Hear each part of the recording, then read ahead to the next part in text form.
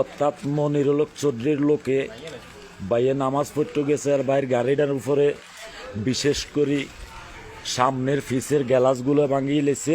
যারা মনিরুল হক চৌধুরীর অনুসারী তারা কি বিএনপি করে? তারা বিএনপি করে নাই। লালমাই উপজেলার বুসচি এলাকায় বিএনপির কেন্দ্রীয় নির্বাহী কমিটির সদস্য ও কুমিল্লা ১০ নাঙ্গলকোট সদর দক্ষিণ লালমাই আসনের সংসদ সদস্য প্রার্থী মোবাশ্বের আলম ভূঁইয়ার গাড়িতে হামলা ও ভাঙচুরের ঘটনা ঘটেছে।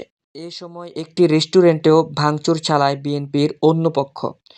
গতরাতে বুসচি বাজারে অবস্থিত আব্দুল করিম মজুমদার মার্কেটে এই ঘটনা ঘটে। বিএনপির সাবেক সংসদ সদস্য মনিরুল হক চৌধুরীর অনুসারী লালমাই উপজেলা বিএনপির যোগ্য আহ্বায়ক মোহাম্মদ ফরহাদ উদ্দিন ও যুবদল নেতা আবু হানিফের নেতৃত্বে ১৫ থেকে ২০ জন নেতাকর্মী অতর্কিত এই হামলা চালায়। এই সময় তারা মোবাশ্বের ভূঁইয়ার ব্যবহৃত ব্যক্তিগত গাড়ির গ্লাসগুলো ভেঙে ফেলে। সেই সঙ্গে করিম মজুমদার মার্কেট ও মেজবান হোটেল অ্যান্ড রেস্টুরেন্টেও ব্যাপক ভাঙচুর চালায়। এই যে তাকে মার্কেটটা ভাঙচুর করে গেছে, এই যে করিম মজুমদারের মার্কেট, এই যে গ্লাস দেখো দোকান ফাটে সব কিছু ভাঙি গেছে। এই যে হ্যাঁ, এই যে দেখেন, এই যে হাত কার্ড এখানে মারামারি করছে, রক্ত।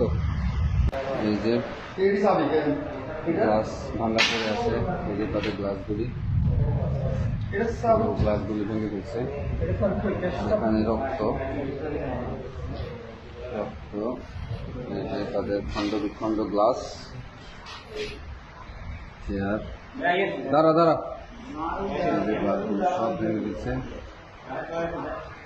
এই যে ভিতরে দিয়ে হামলা করে এই যে একটা গ্লাস দেখা যাচ্ছে টেবিলের। কিছু বিএনপি দুষ্কৃতিকারী অর্থাৎ মনিরুল হক চৌধুরীর লোকে বাইয়ে নামাজ পড়তে গেছে আর বাইরের গাড়িটার উপরে বিশেষ করে সামনের ফিসের গ্যালাসগুলো ভাঙিয়ে লেছে থানার সামনে। তথা সকল প্রশাসনকে দৃষ্টি আকর্ষণ করছি, দেখেন পুরা গাড়ির গ্যালাস মেলাস ভাঙিয়ে লেছে। আমাদের ভাই নামাজে ছিল, মাগরিবের নামাজের সময় বুঝছি জামে মসজিদে বাইয়ে নামাজ পড়ছিল, ওই জায়গাতে বাইয়ের গাড়িটারে বিশেষ করে যারা মনিরুল হক চৌধুরীর অনুসারী তারা কি বিএনপি করে? তারা বিএনপি করে নাই কখনো।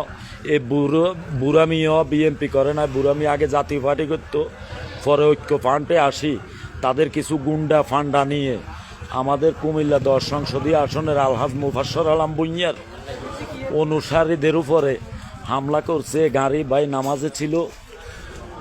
আমি সকল মোফাশ্বর ভূঁইয়ার নেতাকর্মীরা বলতেছি লাইভটা দ্রুত শেয়ার করে দেন, আমার ভাই নামাজে ছিল।